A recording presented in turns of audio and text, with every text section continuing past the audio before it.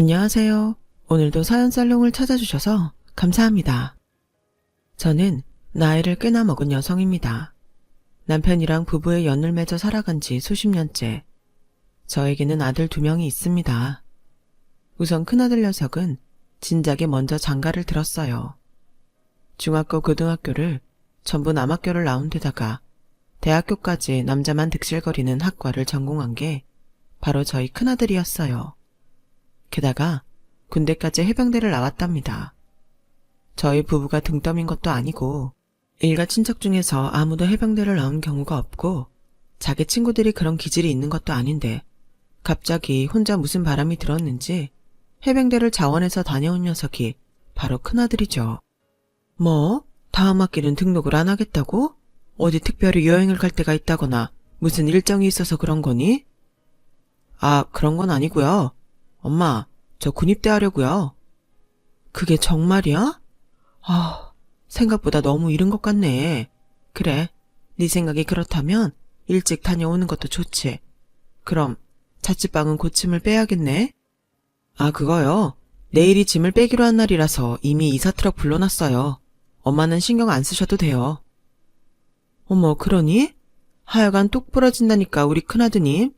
그래서 입대 날짜는 대략 언제쯤이 되는 거야? 아, 3주 뒤에 입대해요. 뭐라고? 3주 뒤에 입대한다고? 너 그 사실을 왜 이제야 말하는 거야? 미리 말씀드려봤자 상황이 달라지는 것도 없었는데요, 뭘. 자취방 나오는 시기도 정해져 있었고요. 아, 참고로 저 해병대 갑니다. 뭐? 해병대? 나한테 없는 것도 정도가 있지. 갑자기 웬 해병대를 간다는 거야? 너 이거 네 아버지한테도 상의 다 해본 거 맞아? 아니요. 아직 말씀 안 드렸는데. 제가 알아서 아버지한테 잘 설명드릴게요. 장남이 해병대 간다 그러면 반기시지 않을까요? 설마 혼이라도 내시겠어요? 아무튼 엄마는 아무 걱정하지 마세요. 자식 낳아서 키워보신 분들은 아실 테죠. 자식이 내 걱정하지 말라고 할 때만큼 부모로서 걱정되는 순간이 또 없다는 것을요. 너무 건실하고 성실하고 차분하고 아주 똑소리나게 철두철미해서 되려 자기 부모를 염려시키는 자식이 또 있을까요? 어찌 보면 저희 큰아들은 굉장히 개성 넘치고 특이한 경우인 것 같네요. 휴가 나온다는 말도 안 하고 불쑥 집으로 오거나 저랑 남편한테 이런 방구도 없이 혼자 복학 계획을 짜서 학교로 돌아가는 등 정말 독단으로 실행하는 것에는 도 같은 녀석이에요. 표정도 있잖아요. 보고 있으면 제가 낳은 자식이지만 도대체 속으로 무슨 생각을 하고 있는지 당최 알 수가 없습니다. 눈썹도 진해가지고선 시종일관 무표정을 짓고 있는데 그 속을 저라고 어떻게 알겠나요? 이런 장남이 남자만 득실거리는 환경에서 10년 이상을 살고 있었으니 부모로서 속이 타들어갔죠.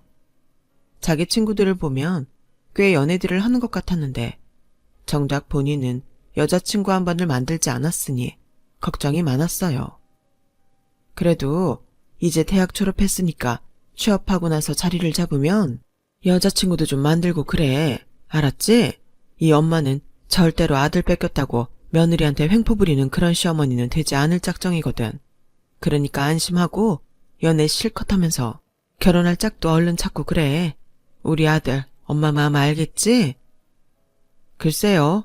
아, 맞다. 저 취업했어요. 뭐? 어디로? 저번에 지원했던 거기?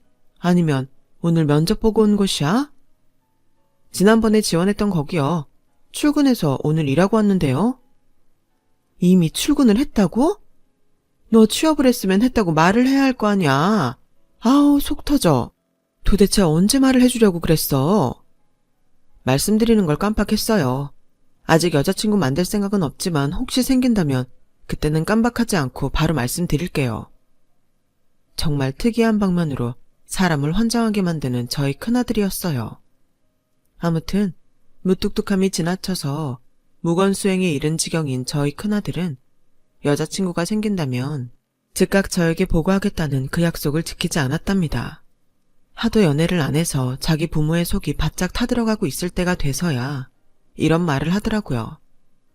아, 모처럼 식구들끼리 외식하는 자리니까 생각난 건데요. 저 결혼 생각 있어요. 지금 여자친구랑 3년 정도 만났으니까 슬슬 결혼 얘기가 나와도 되지 않았나 싶어서요. 그때 완전히 저희 식구들 다 뒤로 넘어가 버렸어요. 장남 녀석이 무려 3년 가까이나 연애를 하면서 입을 꼭 다물고 있었던 거예요. 그래놓고서는 갑자기 결혼을 운운하다뇨. 너무 어처구니가 없었는데 도대체 큰아들이 연애를 하고 결혼할 정도면 상대가 어떤 여자아이일까 궁금해 죽겠어서 장난조로나마 반대의 뜻을 내비치지 못했어요. 무작정 데려와 보라고 했었죠. 결과는 큰아들의 결혼으로 이어졌답니다. 꼭 자기 같은 여자애를 사귀고 있었더라고요. 둘이 동갑내기인데 말에 살 붙이는 거 싫어하는 성격하며 표정 변화가 적고 경거망동하지 않는 것까지 정말 서로가 닮아 있었어요. 어쩜 이렇게까지 둘이 비슷할 수가 있는지 혹시 먼 친척은 아닐까 싶어서 오직하면 저희 부부가 며느리한테 몇 번이고 가족 이야기를 물어봤다니까요. 형은 내 친형이지만 정말 이상한 것 같아.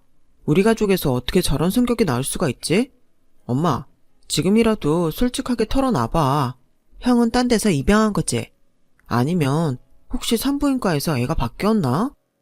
그런 자기 형을 보면서 저희 둘째 아들이 장난스럽게 심각한 표정을 꾸며내며 저런 의혹을 몇 번이고 내비쳤었네요. 하지만 그럴 리는 없었어요. 왜냐하면 저희 큰아들은 자기 할아버지를 닮은 거거든요. 제 시아버지의 유전자가 남편을 거쳐서 큰아들에게 전해진 게 틀림없었네요. 시아버지께서는 매사에 가타부타 어떻다고 말씀을 안 하시는 분이에요. 그래서 시어머니께서는 평생을 그 점 때문에 복장 터지면서 살아오셨다고 말씀을 하셨더랬죠. 애미야, 놀라운 얘기 하나 해줄까? 네 시애비 말이다. 젊었을 적에는 더했어. 지금보다 한술 더 뜨는 양반이었어. 예? 아버님께서 옛날에는 더 하셨다고요? 말도 안 돼요. 말도 마라. 너 시집 오기 전엔 더 했으면 더 했었지? 외출을 하겠다 말겠다. 밥을 먹겠다 말겠다. 이런 것도 대관절 말을 한마디를 안 했었다니까는. 이런 단편만 보더라도 제 시아버지께서 어떤 분이신지 짐작이 가시나요? 바로 이런 성향을 그대로 유전으로 물려받은 게 제 큰아들이었고 이런 자기 형을 보면서 작은아들은 도저히 이해할 수 없어 했답니다. 남편은 그나마 진중한 스타일이지만 저는 사람 자체가 좀 외향적이고 활발한 편이에요. 작은아들은 집안의 막내답게 애교도 많고 어딜 가나 살가운 행동을 잘합니다. 그래서 제가 작은아들을 무척 예뻐라 하면서 키웠어요. 저에게는 장남, 차남 똑같이 소중하고 사랑하는 자식들이지만 장남이 심적으로 의지가 되는 존재라면 차남은 정서적으로 더욱 가까운 존재였어요. 작은아들은 매사에 저한테 미주알, 고주알, 자기 이야기를 잘 떠들어대면서 살아온 녀석이에요. 사소한 고민도 저한테 나누고는 했고요. 저 또한 제 안에 있는 이야기를 작은아들한테 털어놓을 때가 많았답니다. 큰아들이 진한 인상으로 어딘가 카리스마 넘치게 생겼다면 작은아들은 유들유들하고 사교성이 좋아 보이는 얼굴이에요. 그래서인지 학창시절 내내 주변의 친구들이 아주 끊이질 않았었네요. 자기 형만큼은 아니더라도 공부에 두각을 나타냈으며 종종 여자친구도 사귀었답니다. 알콩달콩 연애하면서 저한테 몇 번 연애 상담도 청했었고요. 제가 겉으로 표현한 적은 없었지만 사실 속으로는 작은아들이 나중에 더 커서 결혼을 생각하게 된다면 많이 서운할 거라고 그런 생각을 품고 있었어요. 작은아들은 이상하게 성인이 되었어도 제 눈에는 둥지 안의 아기새처럼 보였거든요. 제가 돌봐주고 먹이를 날라줘야 할 그런 존재로 비춰졌죠. 하지만 야속하게 세월은 흘러가더라고요. 작은아들이 대학을 졸업하고 나서 취업을 하더니만 새로 만든 여자친구와 제법 진지한 교제에 들어가더군요. 새로 사귄 여자친구랑은 아직 잘 지내고 있어? 응, 엄마. 나는 미연이가 지금까지 만나본 여자들 중에 가장 좋아. 이렇게 진지한 마음을 가지고 만나는 것도 처음이고 조금 섣부른 판단일 수는 있는데 미연이랑 결혼하게 된다면 좋겠다는 생각이 들어. 작은 아들이 처음에 그렇게 말을 하였을 때 제 심장이 얼마나 철렁 내려앉았는지 몰라요. 그런 내색은 굳이 하지 않았지만요. 착한 우리 작은 아들이 그토록 마음에 들어하는 상대라면 분명 괜찮은 사람일 거라는 생각을 하면서 저의 섭섭한 심장을 눌렀습니다. 작은 아들이 그 아가씨와 교제를 한 지 어느덧 1년이 넘어갔을 때 드디어 결혼 이야기가 나왔고 저는 그 아가씨를 실제로 만나보게 되었어요. 저희 작은 아들도 어디 가서 인물로 밀리는 녀석이 절대 아니건만 그 아가씨는 솔직히 정말 예쁘게 생겨서 처음에 보고 깜짝 놀랐어요. 피부도 엄청 하얗고 머리카락도 풍성하고 부드럽더군요. 다만 나이 든 제 입장에서 보기엔 몸매가 너무 말라서 걱정스러울 정도였지만요. 제가 양심을 걸고 말씀드리는 건데 저는 그 아가씨를 보면서 내 소중한 아들을 뺏으려고 드는 나쁜 기집애라든지 이런 식으로 생각을 하지 않았어요. 질투나 견제를 하지 않았다는 얘기랍니다. 큰아들이 결혼해서 잘 살고 있었기 때문에 작은아들도 자기 짝을 만나서 결혼 생활을 잘해 간다면 좋겠다는 생각뿐이었어요. 더 이상 작은 아들이 어린 나이도 아니었고 그 아가씨의 성격이 발랄한 것도 괜찮아 보였거든요. 어머니, 쇼핑하는 거 좋아하신다고 들었어요. 다음에 시간 되시면 혹시 저랑 같이 쇼핑 가시는 건 어떠세요? 제가 물건 보는 눈이 꽤 좋거든요. 먼저 그렇게 말해줘서 고마워요. 같이 가도 괜찮다면야. 나야 좋죠. 어머니, 말씀 바로 놓아주세요. 안 그러시면 저 너무 섭섭해요. 살갑게 너스레를 떠는 모습이 꽤 볼만했죠. 큰아들은 꼭 자기 같은 여자를 제 며느리로 데려왔기 때문에 그쪽에서는 제가 원하는 이상적인 고부관계의 그림을 그려낼 수가 없었어요. 딱 자기 할 말만 하고 저에게 아부 떠는 것에 일말의 관심도 없는 며느리를 보면서 제가 일방적인 구애를 이어나가기란 많이 민망했었기 때문입니다. 참고로 큰며느리는 집안이 굉장히 부유한 편이에요. 사부인의 취미가 무려 3개의 미술관을 하나씩 방문하기라고 하니까요. 사돈어른께서는 사업 때문에 워낙 바쁘셔서 공사 다망하신 분인데 그래서인지 며느리 말을 들어보니까 가족끼리 화기애애하게 모여서 밥을 먹고 떠들고 그런 집안 분위기가 결코 아니었더라고요. 가뜩이나 탁월한 성정도 지나치게 차분한데 자라온 가풍마저 그러하였으니 결혼했다고 해서 며느리의 성격이나 태도가 바뀔 리가 만무하였죠. 저는 골프에 미쳐있는 남편 때문에 혼자서 늘 심심했고 친구 모임도 가끔은 지겹게 느껴지는지라 며느리가 들어오면 같이 둘이서 놀러 다니고 싶었어요. 하지만 며느리가 그런 사람이라서 제 바람이 깨졌던 거예요. 큰아들이랑 둘이서 밖에 나가 놀 때도 조용히 드라이브나 하고 전망 좋은 카페에 가서 각자 책이나 읽는다고 하더라고요. 아유, 두야. 하여간 그래서 저는 작은 아들이 예비 며느리랍시고 데려온 아가씨가 괜찮아 보였던 거랍니다. 내가 예상했던 것보다 울 작은 아드님이 결혼하는 나이가 조금 이르기는 한데 자기 짝 찾았으면 빨리 결혼하는 것도 해답이지. 바로 결혼 준비에 들어가. 이 엄마는 허락이야. 정말이야, 엄마? 진짜 고마워. 아빠는 시큰둥하고 반응이 별로라서 걱정이 많았는데 엄마가 이렇게 내 편이라니까 이제 아무 문제 없겠다. 나 그럼 미연이한테 우리 집은 다 허락했다고 그렇게 말한다. 그래, 둘이 앞으로 현명하게 상의하면서 결혼 단계 밟아보렴. 엄마가 지원해줄게. 초기에는 이렇듯 흘러가는 모양새가 아주 매끄러웠답니다. 제가 애지중지 키운 작은 아들, 좋은 아가씨가 앞으로 잘 데리고 살아주기를 기도하였어요.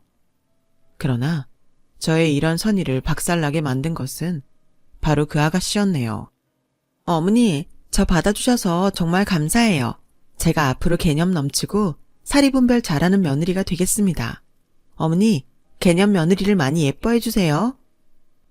자기 입으로 자꾸만 개념 우는 해대길래 저는 고마워했었죠. 자기 분수를 아는 아가씨인 줄로만 알았어요.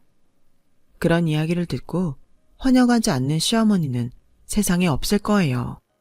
그런데 제가 생각하고 기대했던 그런 개념을 그 아가씨는 영영 보여주지 않더라고요. 어머니, 제가요, 나중에 불상사가 일어날까봐 미리 딱 말씀드리고 싶어서요. 설마 어머니께서 개념 없는 시어머니이실 거라고 생각하지 않지만요. 그래도 미리 못 박아놓는 게 정확하니까요. 뭔데 그럴까? 너무 어려워 말고 미리 하고 싶은 이야기 있으면 편하게 해. 네, 어머니. 저는 결혼하고 나서 명절마다 친정과 시댁을 공평하게 가는 며느리가 되고 싶습니다. 친정에 이틀 있었으면 시댁에도 이틀 있는 것이죠. 사실 이게 맞는 건데 이상한 시댁이 너무 많다는 이야기를 들어서요. 설마 어머니께서는 불합리한 걸 강조하시는 시어머니는 아니시겠죠? 아, 그래. 무슨 말을 하고 싶은 건지 알아들었어. 네가 말한 대로 하렴. 나는 그 대여 명절에 너를 더 잡아둘 생각이 없으니까. 역시 어머니께서는 개념 있는 시어머니이실 줄 알았어요. 아, 그리고요. 저는 어머니께서 김장하실 때 같이 안 할 거예요. 저는 원래 김장김치 잘 안 먹어요. 태어나서 한 번도 김장을 해본 적도 없고요. 해볼 생각도 없어요. 김장을 안 하겠다고? 그건 뭐 나도 시골 큰형님 댁에 가서 매번 양념만 버무리고 받아오는 셈이니까 김장이라고 해봤자 내가 제대로 하는 건 없는데. 그래, 아무튼 알았다. 김장을 하고 싶지 않다면 굳이 참여하지 않아도 좋아. 대신 내가 김장김치를 따로 가져다가 줄게. 어머, 정말요? 주시면 좋죠. 그럼 잘 먹을게요. 분명 김장김치를 잘 안 먹는다고 방금 전에 말을 했었던 것 같은데 그때부터 살짝 싸한 기분이 들더라고요. 이 아가씨가 맹랑한 것을 넘어서서 싸가지가 많이 없는 건가 하는 생각이 머릿속을 스쳤지만 굳이 지적하지는 않았어요. 어머니, 제가 며느리로서 불합리하고 부조리한 지시를 받지 않을 거고 그런 상황에 처할 생각도 없지만요. 진짜 남편 하나는 기똥차게 내조하는 아내가 되어서 살 거예요. 이것만은 제가 맹세할 수 있어요. 조신한 아내가 되겠습니다. 바람 피우지 않을 거고요. 다른 남자에게 눈길도 주지 않겠어요. 결혼 앞두고서 나 바람 피울 계획이 있다 라고 말하는 사람은 없으니까 어찌 보면 이 아가씨는 정말 당연한 소리만 하고 있는 셈이었는데 계속 상대하고 있으려니까 자꾸 제 머리가 아픈 것만 같아서 깊이 파고들지 않았어요. 저희 집안은 명절에도 음식을 거하게 만들지 않고 일단 제사를 드리지 않기 때문에 별로 할 것도 없거든요. 이런 부분을 작은 아들한테 들었다면 아가씨가 충분히 알 수 있었을 텐데 굳이 저한테 이상한 소리를 자꾸 떠들어대는 아가씨의 심리를 당최 알 수가 없었네요. 그런 주제에 아가씨는 말수가 참 많았답니다. 저러다가 입에 침이 다 말라버리는 게 아닐까 싶었어요. 자기가 저한테 할 말을 휴대폰 메모장에다가 주르륵 적어온 것까지 발견하고서는 제가 왠지 진절머리가 나서 고개를 돌려버렸다니까요. 차라리 며느리처럼 말수가 적어도 상대방의 말을 가만히 잘 들어주는 사람이 100배, 1000배 낫겠구나 하는 생각을 했더랍니다. 그럼 어머니, 앞으로 잘 부탁드릴게요. 말이 잘 통하시는 분이라서 안심했어요. 아가씨가 환하게 웃으면서 인사를 하는데 기분이 참 떨떠름하더군요. 자기가 원하는 것들만 실컷 요구한 자리였어요. 그렇다면 과연 초장부터 이런 태도를 보인 아가씨의 배경은 어떠했냐고요? 큰며느리 집안 수준에 미치는 것까지는 언감생심 바란 적도 없었어요. 하지만 객관적인 조건이 많이 떨어지는 것에 그다지 살갑지는 않았던 게 사실이네요.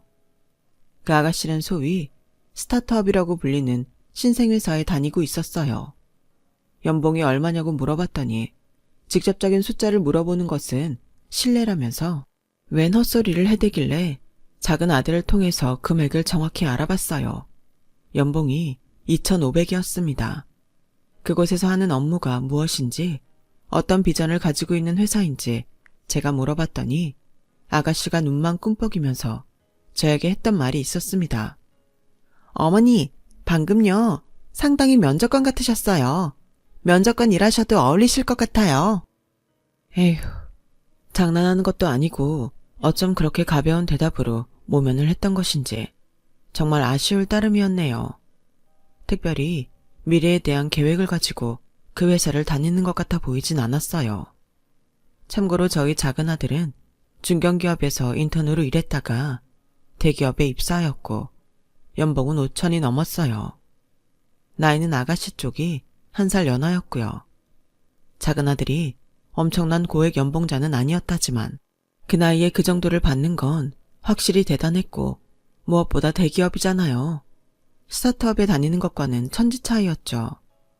가장 관건은 작은 아들에게는 돈 걱정 없는 집안이라는 배경이 있었다는 거예요. 그 아가씨 집안은 수준이 어떠냐고 제가 작은 아들한테 물어봤었는데도 황당하게도 자기도 잘 모른다고 그러더군요. 그런데 아무튼 돈으로 쪼달리는 집안은 아닌 게 확실하다고 그랬어요. 괜히 제 느낌이 외모 반반한 것만 믿고 저희 작은 아들한테 덤벼들어서 결혼을 한 뒤에 사회생활을 전혀 안 하면서 놀기만 할 작정인 아가씨가 아닐까? 이런 불길한 직감이 스쳤었네요. 엄마, 나는 우리 미연이처럼 순진하고 착한 여자를 본 적이 없어.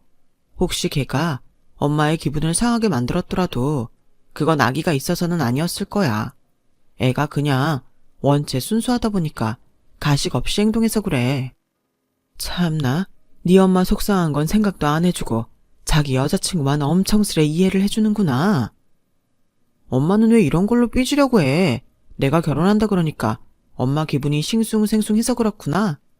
미연이랑 결혼하고 나면 내가 엄마한테 지금까지 했던 것보다 더 많이 효도할게. 그런데 작은 아들이 그 아가씨가 좋아 죽겠다고 하니까 자식을 사랑하는 부모로서 태클을 걸 수가 있어야 말이죠. 저 혼자 남몰래 전전긍긍을 하고 있었는데 저의 이런 속을 아는지 모르는지 그 아가씨가 또 황당한 말을 해왔습니다. 어머니, 제가 주말에 사주를 보고 왔는데요. 거기 무당이 용하더라고요. 점집에 다녀온 거야? 그래, 거기서 뭐라고 했는데? 제가 내년 초에 결혼할 거래요. 결혼해서 아이 둘 낳고 화목하게 살 거라는 얘기도 들었어요. 그리고 또, 이건 어머니께 드려도 되는 말씀인가 모르겠는데.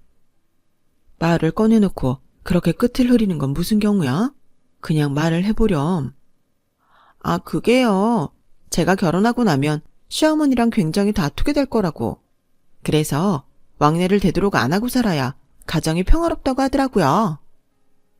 이거 참, 웃어야 할지 아니면 화를 내야 할지 갈피를 잡기 어려운 상황이었어요. 그 후로도 혼자 별별 이야기를 다 주절거렸는데 듣고 보니까 다 저한테 별로 안 좋은 이야기더군요. 제가 며느리한테 간섭하지 않는 시어머니가 되어야지만 온 집안이 화목해진다는 대목까지 이르자 헛웃음이 절로 나왔네요. 이 아가씨가 저한테 이런저런 말도 많이 걸고 활발하고 따로 만나자고 청하고 이런 적극적인 성향인 것까지는 좋았지만 결혼 전부터 자기 자리를 너무 견고하게 만들려고 애쓰는 모습이 솔직히 좋게 보이지는 않았어요. 도대체 그 점집이 어디에 있니? 그 정도로 세세하게 말을 다 했다면 보통 용한 데가 아닌 것 같은데 나도 한번 가보자. 네? 아, 어머니, 제가 그날 사실 여러 군데를 다녀와서요. 정확히 어디에서 어떤 말을 들었던 건지는 모르겠네요. 말을 어색하게 돌리는 꼬라지를 보니까 점집을 다녀온 것이 사실인지도 의심스러웠어요. 행동하는 걸 보면 허술했으나 작은 아들의 말처럼 아기가 없다라고 보기에는 무리가 있었죠. 그 외에도 이 아가씨랑은 정말 크고 작은 일들이 있었어요. 종잡을 수 없는 상대라는 생각이 들더군요. 과연 제 작은 며느리로 들이면 저는 이 사람에게 좋은 시어머니가 될 수 있을까? 이런 걸 상상해 봤을 때 왠지 자신이 없기도 하였어요. 그러나 저의 심란함과는 상관없이 어느덧 상견례 일정을 맞추는 시기가 도래하였죠. 서로 날짜를 조율하고 있던 때였는데 그 아가씨가 저한테 비장한 목소리로 이런 말을 하는 거예요. 어머니, 제가 이제 가장 중요한 부분을 말씀드리고자 해요. 어떤 중요한 거길래 그렇게까지 무게를 잡아? 괜히 겁난다 얘. 다름이 아니고 신혼집 말이에요. 무조건 강남에 있는 집이었으면 합니다. 그래? 그런 생각을 하고 있었을 줄은 몰랐네. 강남? 좋지. 그렇게 하렴. 네, 어머니. 저는 그리고 30평 이하면 취급하지 않아요. 강남에 있는 30평 이상의 신혼집이에요, 어머니. 거기까지 듣고서는 문제가 없었는데요. 진짜 문제는 바로 그 다음부터였어요. 갑자기 그 엄청난 신혼집을 저희 측에서 해오는 것으로 그 아가씨가 그렇게 받아들이고 있었더라고요. 강남의 30평 이상 신혼집, 네, 좋다 이거예요. 그런데 반반도 아니고 남자 쪽에서 다 부담해야 한다는 건 무슨 논리일까요? 이때부터는 정말 어이가 없었죠. 100번 양보해서 저희 집에서 그거 신혼집 마련해준다고 칠 수 있었어요. 하지만 강남의 30평 이상의 어쩌고를 운운하는 건 도를 넘은 것이었죠. 꼭 강남일 필요가 있니? 출퇴근하기에 더 괜찮은 동네도 따로 있잖아. 우리 아들도 그렇게 얘기를 하고 내가 볼 때는 동작구 쪽으로 매물을 알아보면 더 괜찮을 것 같구나. 강남이나 거기나 위치는 살다 보면 매 한 가지야. 특히 신혼집이면 더욱 그렇고. 어머니, 아직 이해를 못 하시는 것 같아서 제가 딱 잘라서 말씀을 드릴게요. 강남이냐 아니냐, 이거 하늘과 땅 차이인 거 어머니도 아시지 않나요? 그런데 왜 다른 동네 이야기를 하세요? 제 가치를 깎으시네요. 제가 그런 것에 넘어갈 줄 아셨나요? 저 그렇게 맹하지 않아요. 제가 말씀드렸잖아요. 저 개념 있는 며느리가 될 거라고요. 세상 물정에 빠삭하다는 말씀입니다. 저는 강남이 아니라면 이 결혼 솔직히 다시금 고민해 봐야 할 것 같아요. 뭐라고? 지금 그러니까 강남에 집해올 수 있는 집안이 아니라면 결혼을 하고 싶지 않다는 뭐 그런 이야기를 하고 있는 거니? 그렇게까지 노골적으로 말씀하실 건 없는데. 제가 양보해서 30평 이상이라는 조건은 빼드릴 수 있어요. 27평이나 28평 집도 있을 거 아니에요. 그런 건 제가 또 감안을 해드릴 수 있죠. 세상에 저는 태어나서 그렇게 황당한 말을 그때 처음 들어보는 것이었어요. 이 아가씨랑은 도저히 말이 안 통하겠다 싶어서 제가 분위기를 잡고 작은 아들한테 물어봤습니다. 한번 대화를 나눠봤어요. 이런 상황에 대해서 어떻게 생각하냐고 물어본 뒤에 그 아가씨에 대한 저의 감상을 침착하게 전달하였죠. 그랬더니 작은 아들이 깊은 고심에 잠기더군요. 엄마 아빠한테 전적으로 의지하는 결혼인 거 나도 진작에 알고는 있었는데 그렇게 강남이니 30평이니 하는 이야기를 들으니까 진짜 너무 민망하고 엄마 아빠한테 미안하다. 내가 지금 이 결혼을 하는 게 정말로 맞는가? 하는 그런 생각이 자꾸만 들고 있어. 그런 걸로 미안해할 건 없어. 부모가 자식한테 해줄 수 있는 만큼 다 해주는 건 엄마는 그게 당연한 일이라고 생각하는 사람이야. 그런데 엄마는 말이지, 우리 아들이 감정에 휩쓸려서 부족한 상대와 성급한 결혼을 하지 않기를 바랄 뿐이야. 작은 아들은 굉장히 속상해하고 있었어요. 저랑 이런저런 얘기를 주고받다가 결국 눈에 눈물을 달더라고요. 성정이 여린 그 속을 제가 알고 있었기에 제가 그 아가씨한테 연락해서 신혼집 문제에 단판을 짓겠다고 하였습니다. 그랬더니만 그 아가씨가 엄청 화를 내더라고요. 도대체가 개념 있는 며느리가 되겠다는 소리를 왜 했었는지 모를 일이었어요. 해주실 수 있는 능력 되는 거 뻔히 아는데 왜 강남 신혼집을 해주기 어렵다고 하시는 거예요, 어머니? 남자가 집해오고 여자가 혼수해오는 이상적인 그림이 그렇게나 싫으신가 보죠? 듣고 보니까 내 말도 일리가 있구나. 그 이상적인 그림이라는 거 괜찮을 것 같네. 그럼 우리가 집을 마련할 테니까 네가 내가 원하는 혼수를 다 해오련?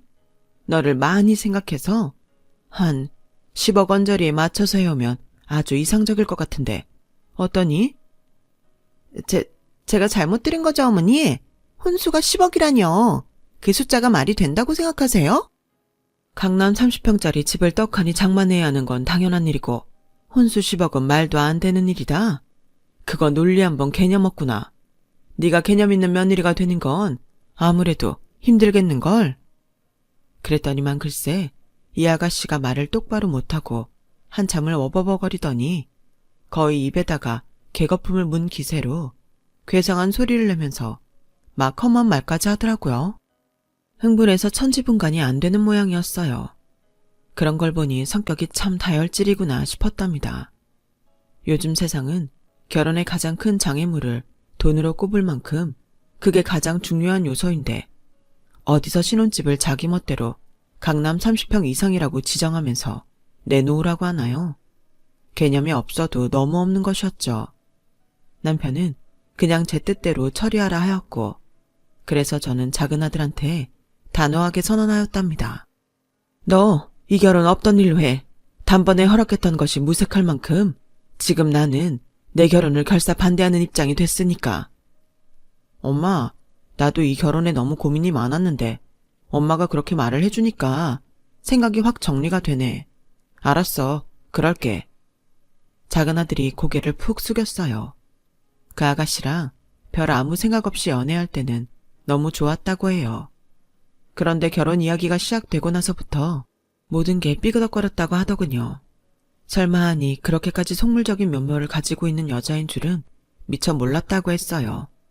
만약 알았다면 결혼 이야기를 자기가 먼저 꺼내는 일도 없었을 거라 했죠. 그리고 무엇보다 작은 아들은 자기 형이랑 자기를 비교하면서 이번 일로 많이 초라해진 모양이었어요. 왜냐하면 큰아들은 결혼할 때 집에서 조금 지원받았을 뿐 둘이 다 알아서 해결했거든요. 사실 결혼 상대부터가 작은 아들의 경우와는 상황이 완전히 달랐지만요. 어쨌거나 다행이었죠. 그 덕분에 작은 아들이 엄마 아빠 도움을 최소한으로 받는 결혼을 하겠다면서 혼자 목표로 삼고 그 아가씨를 정리해냈으니 말입니다. 작은 아들한테 차인 그 아가씨가 저한테 연락을 했었어요. 혹시 반성을 하나 싶었는데 그게 아니라 저한테 웬 지적질을 날리면서 저를 가르치려고 들길래 아이고야, 잠깐 듣기만 해도 너무 피곤해서 바로 번호를 차단해버렸네요. 그 후로 작은 아들한테 그 아가씨가 찾아가서 다시 받아달라고 울며 불며 빌기도 했는데 이미 버스는 지나간 지 오래였으니 아무 소용이 없었답니다. 사람 욕심이 끝이 없다는 건 있는 기회마저 날릴 수 있는 것 같아요. 작은 아들도 귀한 인연을 맺을 수 있겠죠. 귀한 시간 내주셔서 저희 집 이야기를 들어주신 분들 고맙습니다. 여러분의 가정이 항상 평안하시기를 빌어요. 여러분, 사연 댓글에 응원과 현명한 조언 부탁드려요.